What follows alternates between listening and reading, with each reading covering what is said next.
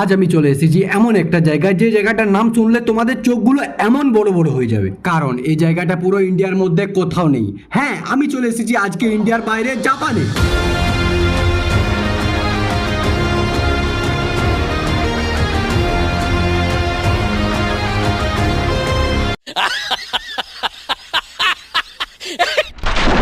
আরে না না, মজা করছিলাম। এই জায়গাটা ইন্ডিয়ার মধ্যে আছে এবং কলকাতাতে আছে। আর এমনি তো এই মুহূর্তে ইন্ডিয়ার বাইরে যাওয়ার মতো আমার টাকা এবং অকাদ দুটোই নেই। দুঃখ খতম নেই হতা বে। এই ছোট্ট জায়গাটার নাম হলো জাপানিজ ফরেস্ট, যেটা কলকাতার ইকো পার্কের মধ্যে অবস্থান করেছে। হ্যাঁ, এটা সেই ইকো পার্ক যার 20,00,000,000,000টা গেট আছে, এবং যদি তুমি এর একটা গেট দিয়ে ঢুকে আর একটা গেট দিয়ে বেরোবার চেষ্টা করো তাহলে তুমি তো থাকবে, কিন্তু তোমার আত্মাটা না, কারণ তুমি হাঁপিয়ে হাঁপিয়ে মারা যাবে। তোমাকে একটা ফার্স্ট কথা বলছি, এরকম এরকম বাঁশ মাছ কেন দেওয়া আছে?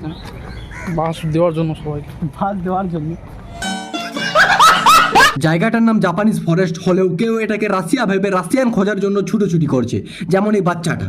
হ্যালো আঙ্কেল, আমার কাছে 6,000 টাকা আছে, এখানে কি কোনো রাশিয়ান পাওয়া যায়? হতচ্ছড়া, বাড়ি গিয়ে পড়তে বস আগে।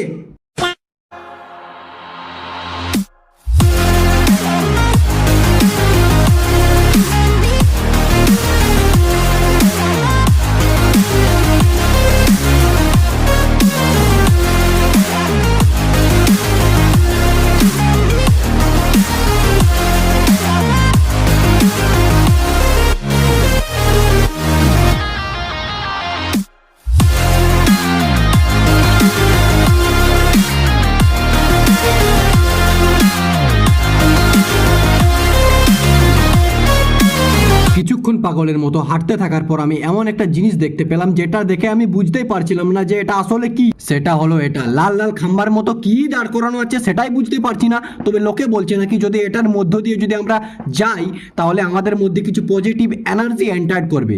তো এবারে পজিটিভ এনার্জি এন্টার করবে কি করবে না আমি জানি না, কিন্তু এই মুহূর্তে আমার শরীরে কিছু খাবার এন্টার করা দেবে, না হলে আমি খিদায় মারা যাব।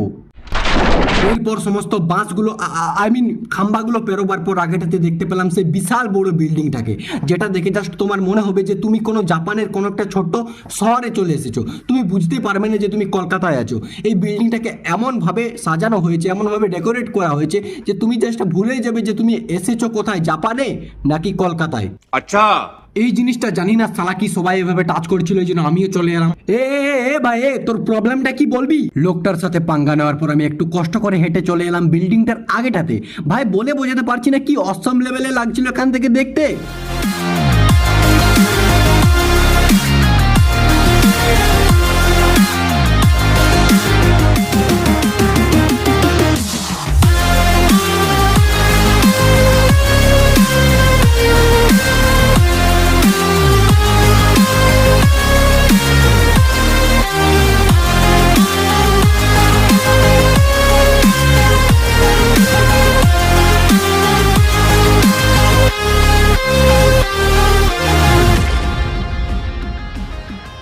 এবার কিছু শেষ কথা, এই জাপানিজ ফরেস্টটাতে প্রায় সমস্ত কিছু দেখার পর একটা জিনিস নোটিস করলাম যে এটা বেসিক্যালি তাদের জন্য বানানো হয়েছে যারা জাপানে না গিয়ে এরম কিছু টাইপের ফিল করতে চায়। এখানে যে মেন গেট দিয়ে লোকজন এন্টার করে তার প্রথমে একটা গৌতম বুদ্ধের এরকম টাইপের একটা মূর্তি বানানো আছে, যেটা জায়গাটাকে আরও অনেকটা অ্যাট্রাকটিভ করে তোলে।